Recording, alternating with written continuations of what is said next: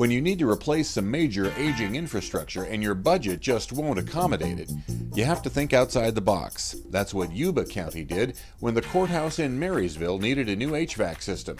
Our aging infrastructure was just falling apart, and it was really cutting a hole in our reserves. So we tasked our staff with coming up with something that would improve the infrastructure, but also bring some stability to our budget. Doug got together with some of our board members and said he thought there was a great opportunity to maybe turn this into something positive by using solar. Not only can we be energy efficient, but also potentially solve the problem of our infrastructure. And that was the threat. If we didn't do these infrastructure upgrades at the courthouse, then we're faced with maybe doing a truck-based temporary unit when it fails. So it could have been very expensive. It's about a half a megawatt at this building and about a half a megawatt at our Health and Human Services building south of town. So together they're like 1.14 megawatts. This powers about 85% of this building's load, and so it nets over the course of the year about even. We do a true up at the end of the year with PG&E.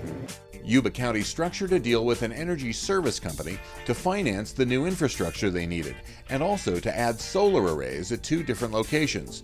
The power they generate saves enough money to offset the loan payments on the infrastructure. We're not really seeing more money go out the door, and then at the end of the 16 years, that product is ours, and we're going to be saving a lot of money for the taxpayers. Dollar-wise, when you go through a project like this and replace the amount of infrastructure that we did and borrowed up to a certain amount for the entire project, you can have that paid for by the savings that you're generating. To me, that's quantification enough.